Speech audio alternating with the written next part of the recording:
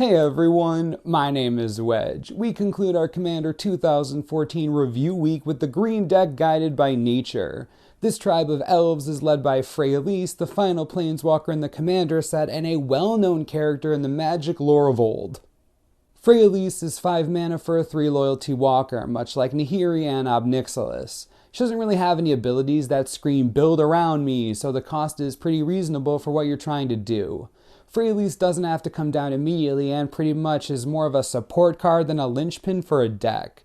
The first ability lets you put a 1/1 elf druid into play that can tap to add 1 green mana to your mana pool while adding 2 loyalty.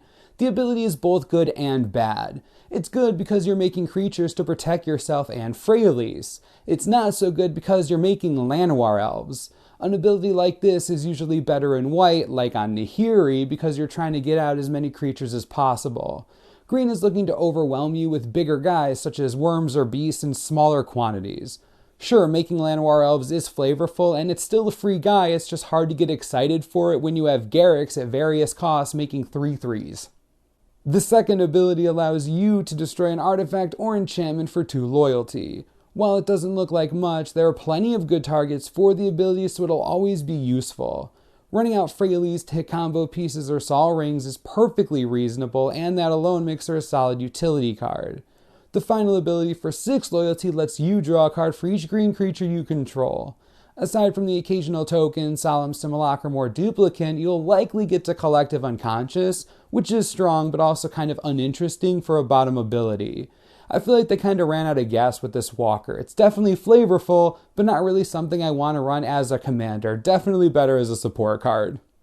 How does the rest of the deck stack up? It's a pretty straightforward elf tribal deck, which immediately gives it a ton of synergy and plenty of ways to win. Generally, you want to fire out as many elves as possible early in the game to establish your board. Eventually, you win in combat with either Beastmaster Ascension or Overrun effects like Azuri, Overwhelming Stampede, or, well, Overrun itself. You have elves for all sorts of situations. Essence Warden gains you life whenever a creature comes into play, and Well-Wisher gains you life for each elf in play.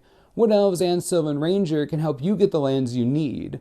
Thornwell Archer and Elvish Skysweeper can deal with flyers. Reclamation Sage can help you deal with artifacts and enchantments.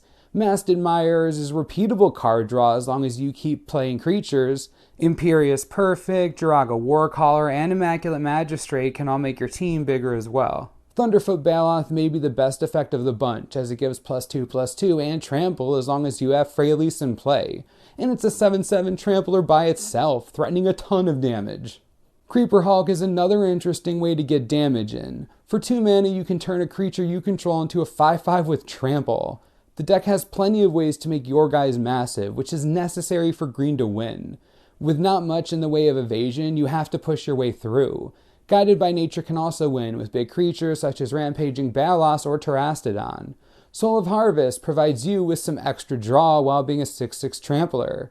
Siege Behemoth is a 7/4 hexproof that can let your creatures assign damage as though they weren't blocked if it's attacking, and Tornado Elemental is a sweeper against small flyers with the same ability on a 6/6.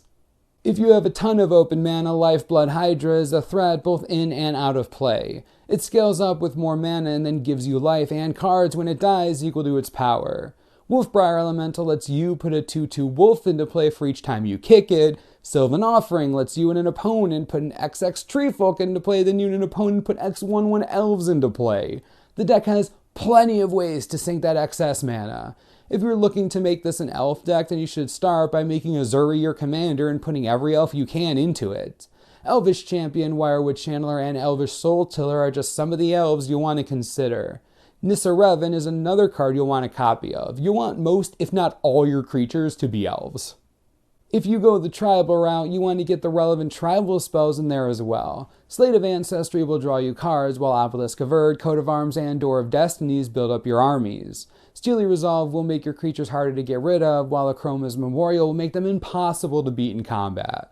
A card that screams build around and is potentially the most interesting card in the deck is Titania, Protector of Argith. A 5/3 for 5, Titania returns a land from your graveyard to play when it comes in. Whenever a land you control is put into a graveyard from play, you put a 5/3 elemental into play. Immediately Scapeshift pops into mind of what you can do with Titania. Cards like Strip Mine, Wasteland, and Crop Rotation suddenly become much better with 5/3s tacked onto them.